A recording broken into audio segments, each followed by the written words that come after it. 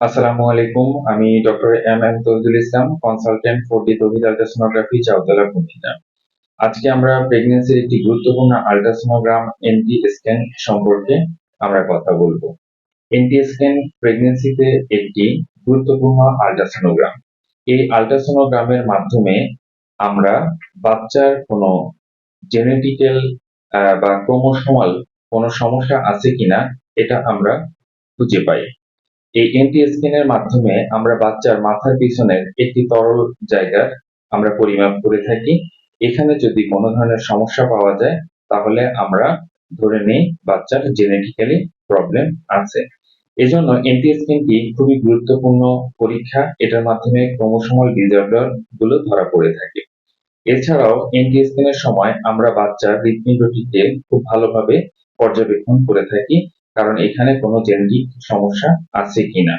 এছাড়াও এনটি স্ক্যানের সময় আমরা বাচ্চার দুই হাত, দুই পা এবং মাথা খুব ভালোভাবে দেখে থাকি। এছাড়াও মেরুদণ্ডের যে হাড় থাকে, এই হাড়ে কোনো ধরনের অস্বাভাবিকতা আছে কিনা সেটি আমরা এনটি স্ক্যানের সময় আমরা খুঁজে বের করার চেষ্টা করি।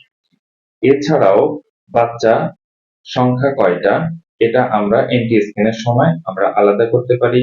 বাচ্চার এক্সপেক্টেড ডেলিভারি ডেট কবে হতে পারে সেটা আমরা এনটি স্ক্যানের মাধ্যমে এনটি স্ক্যানের সময় আমরা দেখে থাকি।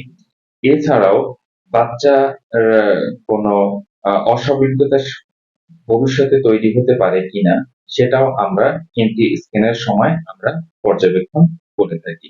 অর্থাৎ বলা চলে যে এনটি স্ক্যানের সময় একটি বাচ্চাকে খুব ভালোভাবে পর্যবেক্ষণ করা হয়, এর ভিতরে কোনো ধরনের অস্বাভাবিকতা আছে কিনা বা তৈরি হতে পারে কিনা।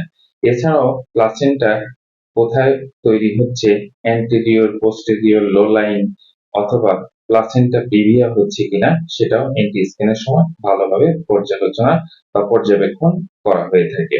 এজন্য প্রত্যেকটি গর্ভবতী মাকে অবশ্যই এনটি স্ক্যান পরীক্ষাটি করানো উচিত এবং এটি একটি খুবই গুরুত্বপূর্ণ পরীক্ষা।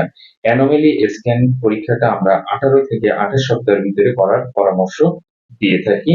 তবে অবশ্যই এনটি স্ক্যান প্রত্যেক গর্ভবতী মাকে করানো উচিত। ধন্যবাদ।